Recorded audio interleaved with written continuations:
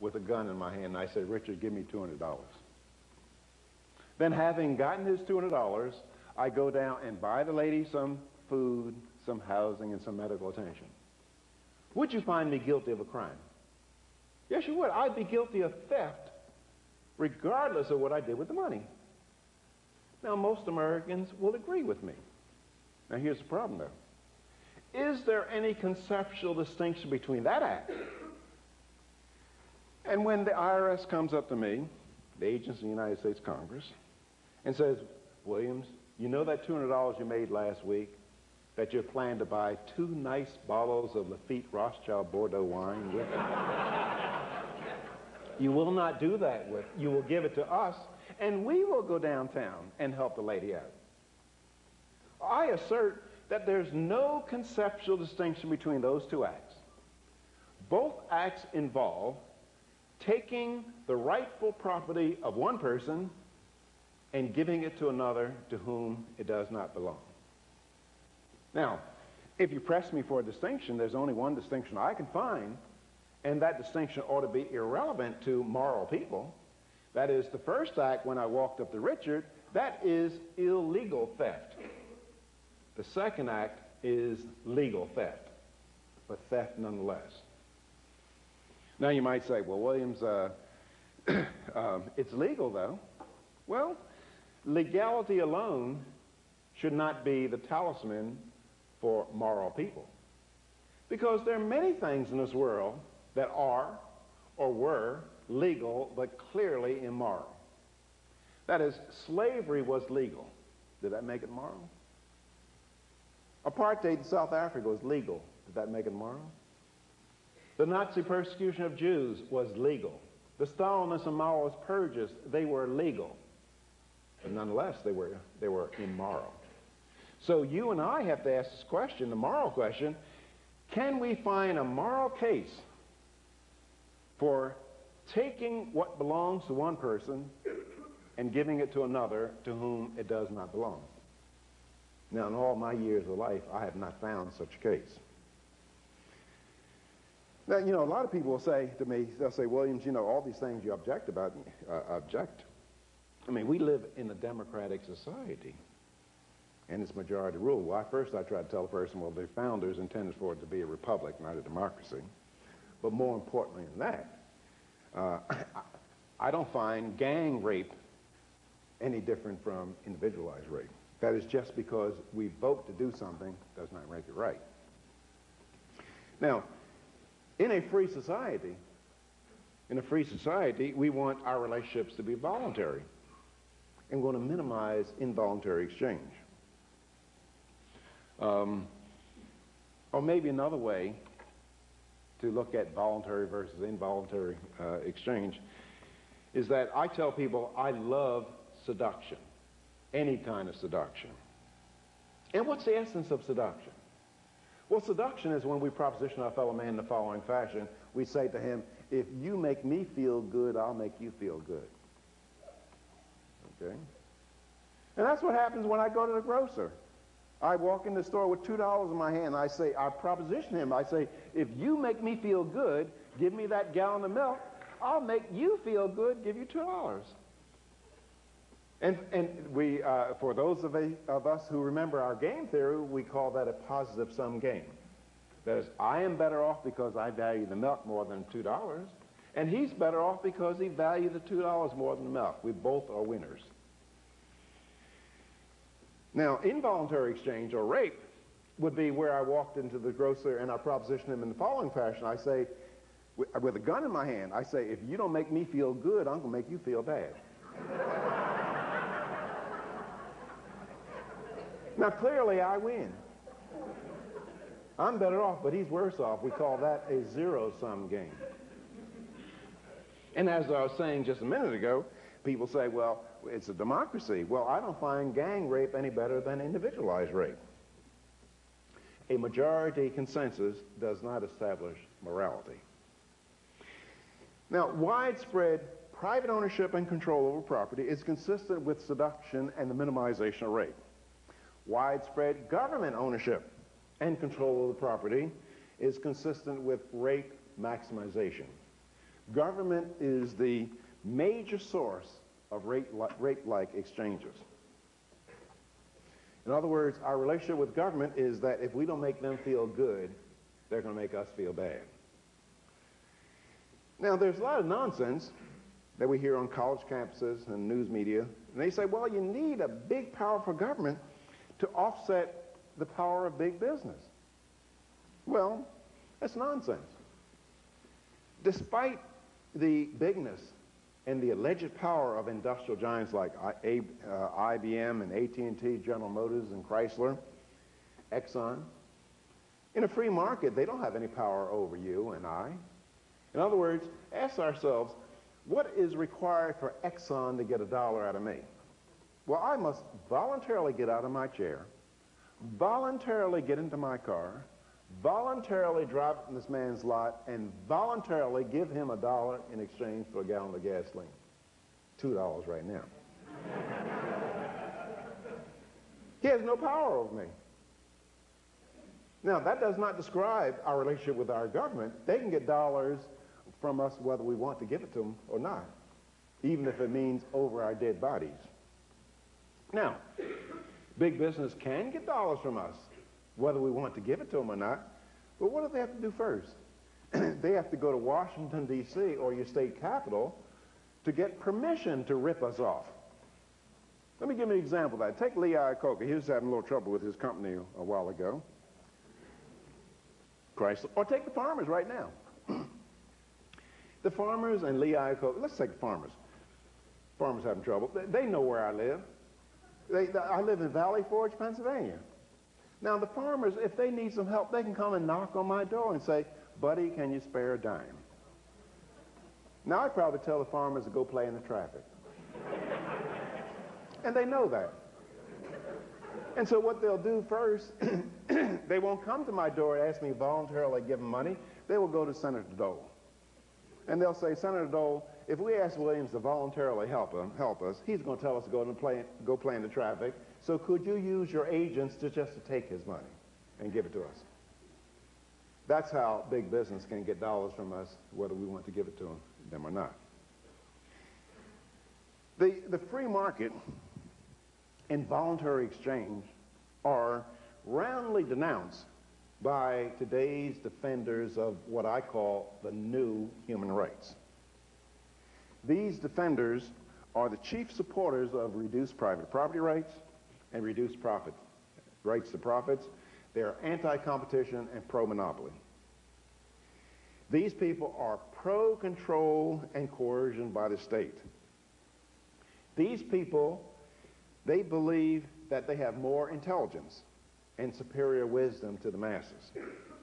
And they believe that they have been ordained to forcibly impose their wisdom on the rest of us. Now, of course, these people, they have what they consider to be good reasons for restricting the freedoms of others. But I'm here to tell you that every tyrant that has ever existed has had what the tyrant believed to be good reasons for restricting the liberty of others. Their plan calls for the elimination or the attenuation of the market. Now, why are tyrants against the market, the free market? Well, the market implies voluntary exchange, and tyrants do not trust that people acting voluntarily will do what the tyrant thinks they ought to do. So they want to replace the market with economic planning or industrial planning. Now, I'll give you a definition of economic planning that will last you the rest of your lives. Economic planning is nothing more than the forcible superseding of somebody else's plan by the powerful elite. Let me give you a couple examples of that. I might plan to buy a Honda motorcycle from a Japanese producer. The powerful elite will say, we're going to supersede your plan through tariffs and quotas because we think you ought to buy a Harley Davidson. Or my daughter might plan to work for the hardware store guy down the street for $2 an hour. She says it's okay. He says it's okay, her mother says it's okay, and her father says it's okay, but the powerful elite will say, we're going to supersede that plan because it's not being transacted at the prices we think it ought to be transacted at. Namely, right now, $5.25 an hour, something like that. Now, many of these people are just plain evil people. But many of them, I believe most of the people, they do all this in the name of good. Now, do-gooders fail to realize that most good is not done in the name of good. For example, if you were to ask me, you say, Williams, what's the noblest of human motivations? What human motivation gets so many good things done? I would say greed. Now, some people say, well, Williams, you know you're trying to win friends and influence people. Do you have to say greed? Can't you say enlightened self-interest? I like greed better. Now, for example, you have Texas cattle ranchers this winter running down stray cows, trying to feed them, maybe cows kicking them in the face, making these huge personal sacrifices so that New Yorkers will have beef on their shelves. You had Idaho potato farmers getting up early in the morning, doing back-breaking work, dirt underneath their fingernails, sun beating down on their necks, and bugs biting them, making these huge personal sacrifices so that New Yorkers will also have potatoes. Now, why do you think they're doing that? Do you think they're doing it because they love New Yorkers? They may hate New Yorkers. I'm not wild about New Yorkers myself. But they make sure that beef and potatoes gets to New York every single day of the week. Now ask yourselves, how much beef and potatoes do you think New Yorkers would have if it all depended on human love and kindness? I feel sorry for New Yorkers.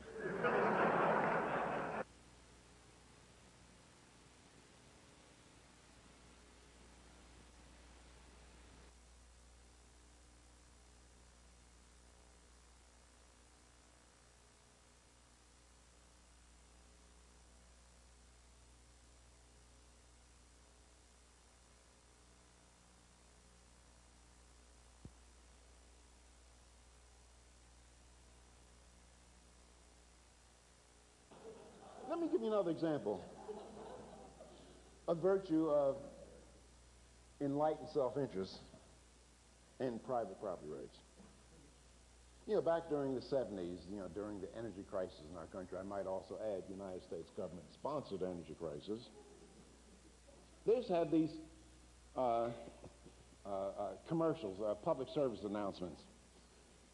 And it would show some bratty kid, maybe 10 or 11, whatever, whining on television and say, don't be foolish, save some energy for future generations.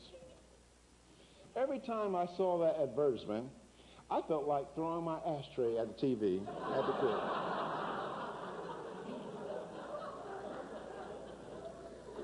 kid. And people have asked me, they say, Walter, don't you care about future generations? I say, no.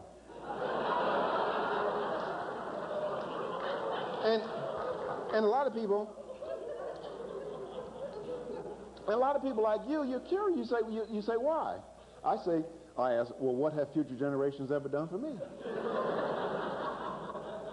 I mean, some kid that's going to be born in 2050, what has he done for me?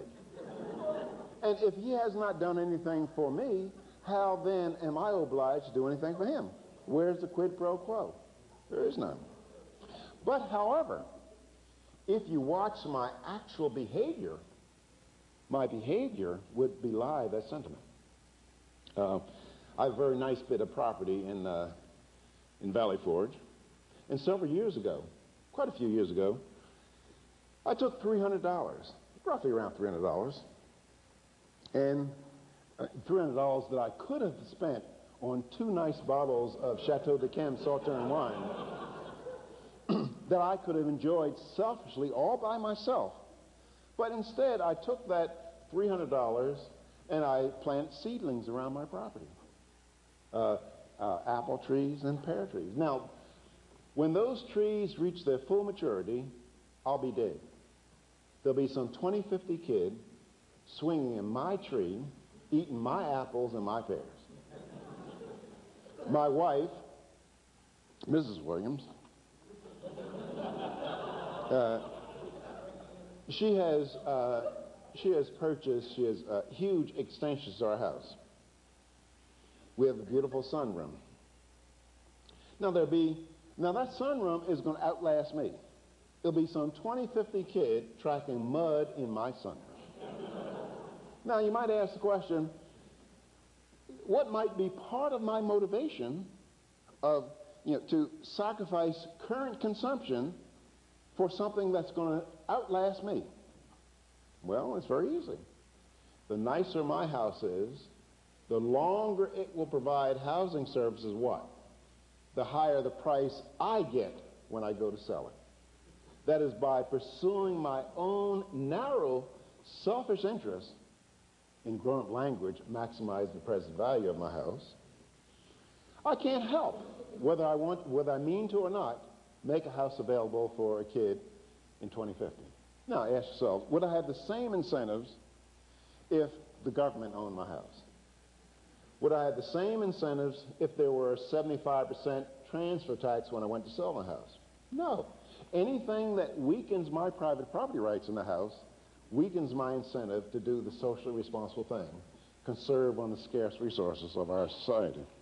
Let me just give one more example of this, because you people look like nice people. I don't know whether you're nice or not. But you could care about the extinction of various animals. I don't give a damn, myself.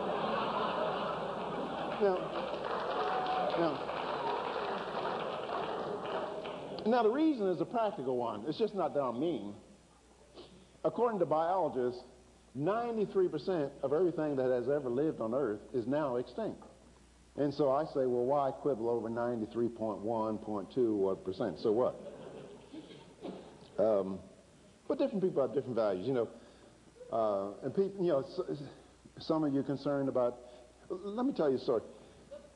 Some years ago, I was listening to National Public Radio.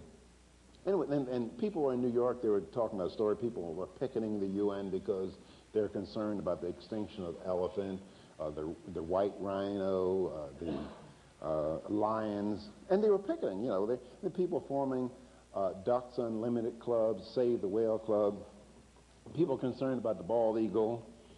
Matter of fact, I was 35 years old before I saw my first bald eagle. And I was looking at the critter in the cage. And I asked myself, could I go on another 35 years without seeing him? And I said, yeah. But different people have different values. But anyway, I wrote down this list of animals that people are in a tizzy over.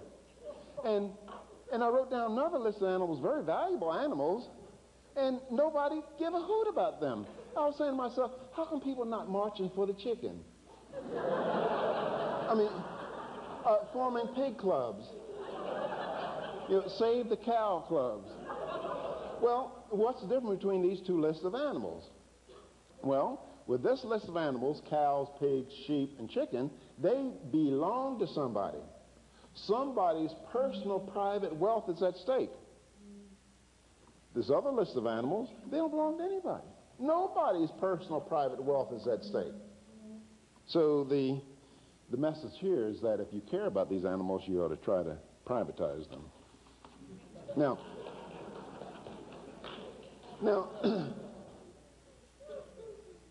let me just tell you one more story along this line. Because my wife says, men never really mature. And she has a point there, I think. I love to, sit at traffic lights in a car, and the red lights is red, and I like to spin the wheels, have smoke coming out the back, and pretend I'm in the Indy 500. But I have a Lexus 400, and so I never do it in my car. I always do it in a rental car.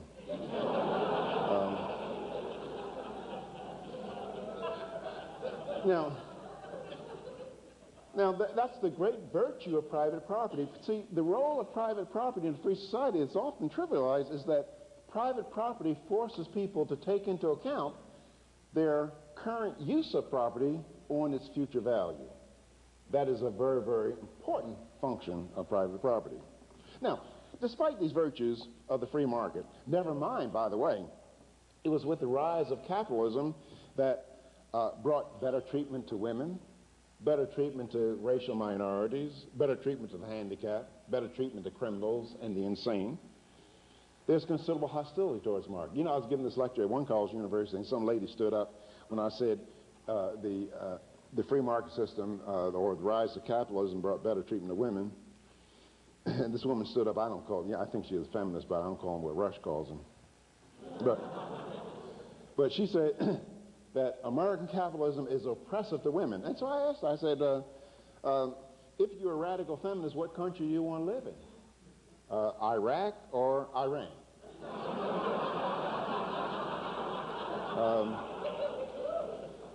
If you are a criminal, where do you want to go to jail, Turkey or Mexico? You want to go to jail in the United States so you don't miss your HBO in the afternoon.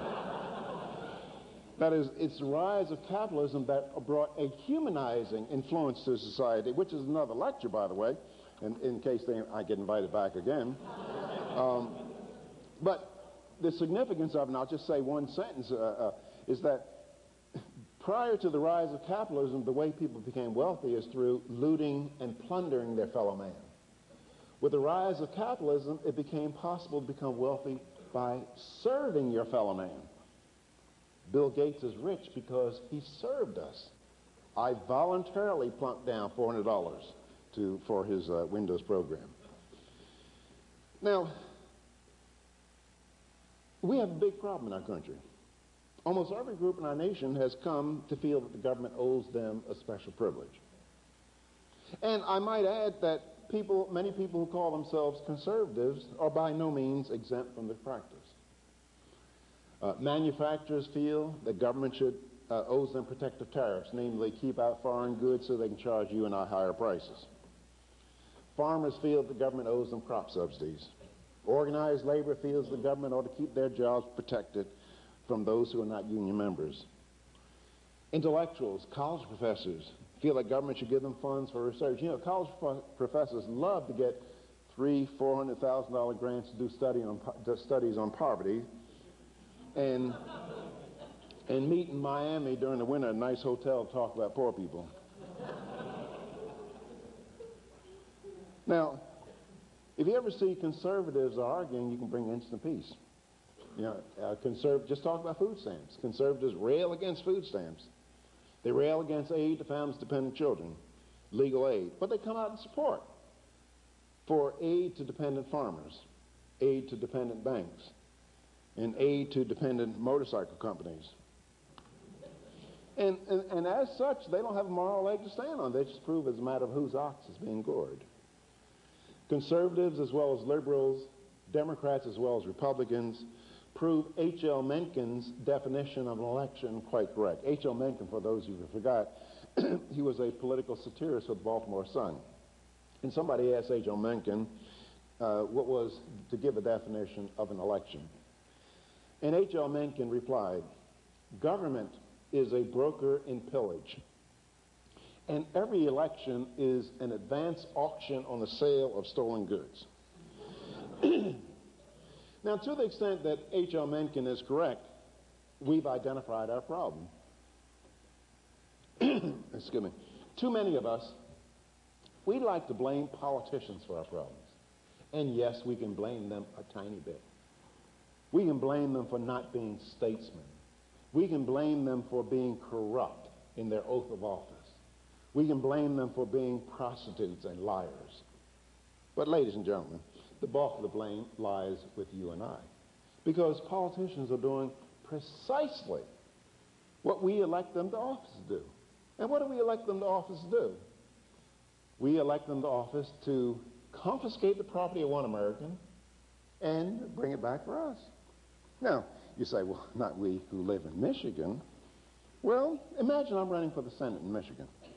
And I go up and down the state and I say, look, I read Article 1, Section 8 of the United States Constitution. I know what's authorized by the United States Congress, what they can authorize to do.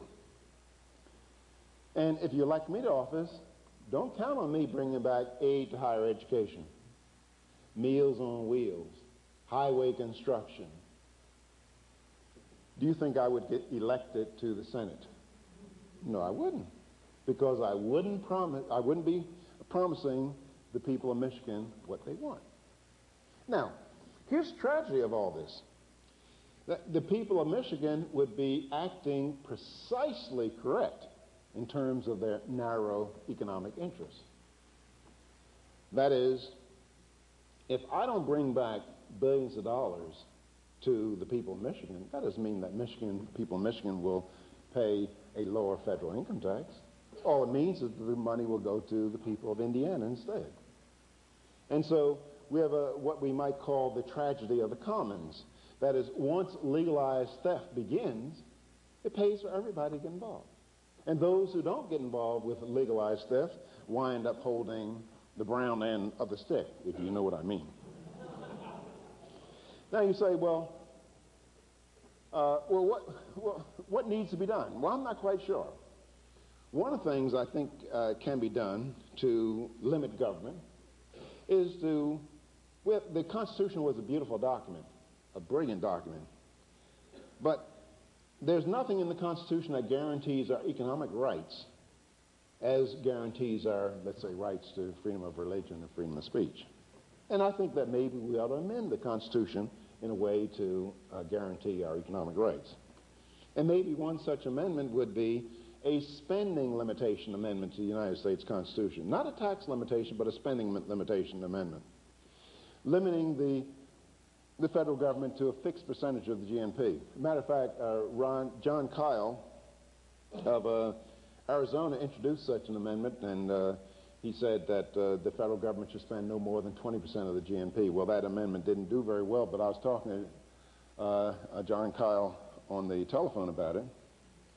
And so I said, well, why don't you make the amendment 10% of the GNP?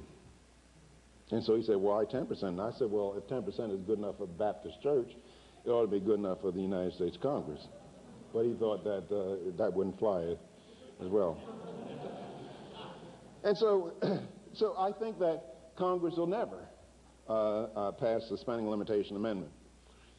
And so I would call for reconvening the Constitutional Convention for the narrow purposes of passing a spending limitation amendment. Now, that frightens a whole lot of people, and it frightens me, because if we reconvene the Constitutional Convention, we could lose the rights that we have already. It could be a runaway convention, just like the one in 1787 was.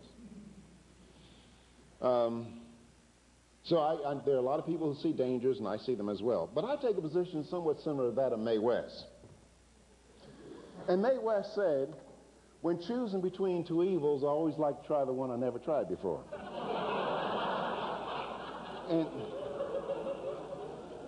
And so what I mean by that is that going the way we're going to go down the tube. And I'd much rather take a chance. Let me close by saying this. That I think that if the founders came back today, I think they'd be very disappointed with you and I. They'd be disappointed in our choice to accept what we see as safety in exchange for liberty. But I also say it's not too late for us to wake up and respond to the erosion of our liberties. You know, one great thing about we Americans, about us Americans, is that we have never done the wrong thing for a very long time. Somehow we've always managed to get our act together. But I would say that we must get about the task of putting government back to where the framers intended while we have the liberty to do so. Thank you very much, and I'll accept questions. Thank you. Thank you very much. Thank you. Thank you very much.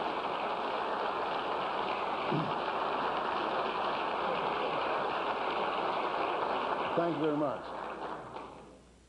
This afternoon, we had a gentleman from the Federal Reserve Bank of Dallas speak to us, and he showed us, using statistics, how much better off we were in terms of purchasing goods and services than, say, a generation ago. And I'm wondering, I've always considered the Federal Reserve to be a legalized counterfeiting, and he also expressed the thought that gold, there wasn't enough gold in the world to make a worldwide gold standard for money. I'd like to have your thoughts on this and on the legitimacy of the Federal Reserve. Well, okay. I think first I would say that if I had my way, I think I would replace the Federal Reserve with a Pentium computer. Let that manage the money supply. You're absolutely right. The central bank is a thief in many cases. As a matter of fact, I've often told people that if they are arrested and placed on trial for counterfeiting, I've suggested that they just tell the judge that they were engaging in monetary policy. But that, after all, that's what the Federal Reserve does.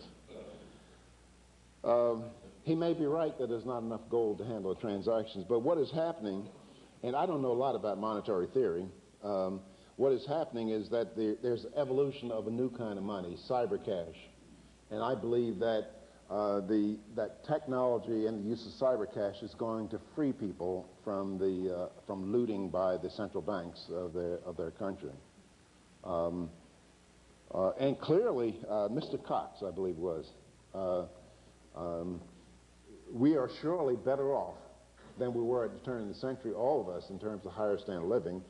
The tragedy is that we could be much better off if it weren't for government. If it weren't for government interference in our lives, we'd be immensely better off.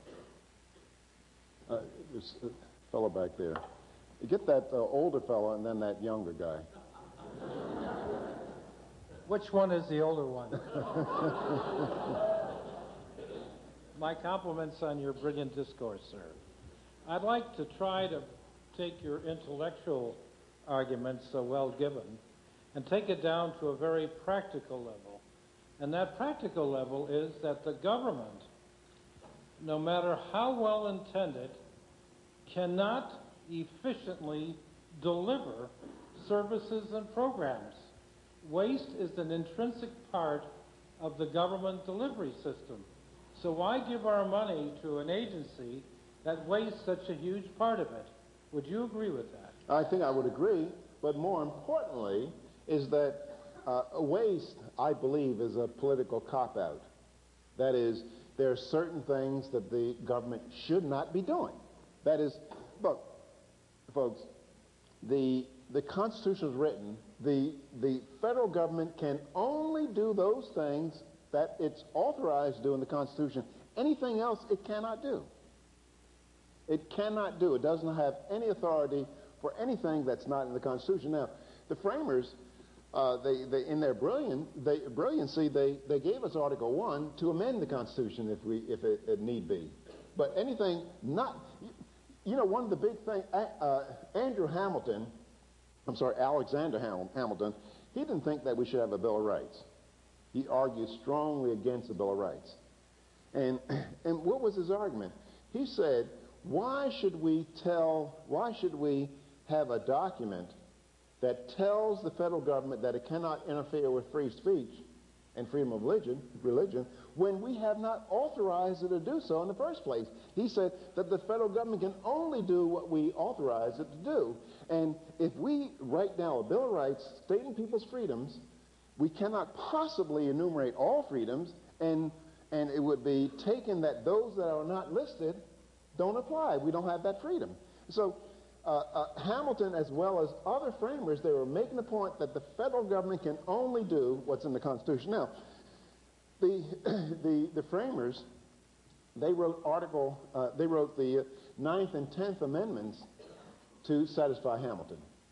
9th Amendment saying that those things that are not specifically enumerated belong to people and states, and then the states' rights. And I think that the great tragedy came in our nation as a result of the Civil War. And I might add, and we shouldn't call it a civil war, because really a civil war is two or more factions trying to take over the central government.